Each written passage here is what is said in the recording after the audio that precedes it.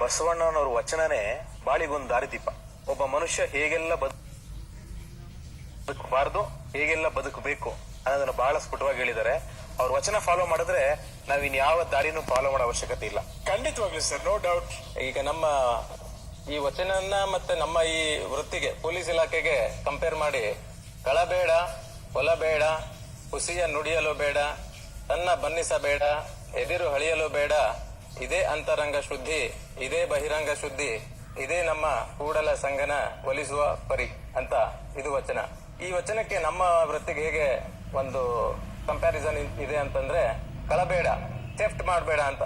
Theft ಇದೆ ನಮ್ಮ IPC ಅಲ್ಲಿ ಇದೆ, ಕಳಬೇಡ 379 ಸೆಕ್ಷನ್ ಇದೆ.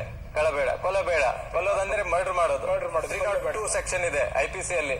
ಕಳಬೇಡ, ಕೊಲಬೇಡ, ಹುಸಿಯ ನುಡಿಯಲು, ಸುಳ್ಳು ಹೇಳ್ಬೇಡ ಅಂತ. ಎನಿ ಚೀಟಿಂಗ್, ಹೇಳಿ ಅವ್ರು ಮೋಸ ಮಾಡೋದು. 420 ಸುಳ್ಳು ಹೇಳೋದ್ರಿಂದಾನೇ ಅವ್ರು ಮೋಸ ಮಾಡಂತದ್ದು. ಹಾಗಾಗಿ ಅದು ನುಡಿಯಲು ಬೇಡ. ಹಾಗಾಗಿ ಇದನ್ನ 12ನೇ ಶತಮಾನದಲ್ಲೇನೆ ನಮ್ಗೆ ಒಂದು IPC ಯನ್ನ ಬಸವಣ್ಣನವರು ಕೊಟ್ಟಿದ್ರು ಅಂತ ಹೇಳಿ ಈ ಮೂಲಕ ನಾನು ಹೇಳಿಕ್ಕೆ ಇಷ್ಟಪಡ್ತೀನಿ.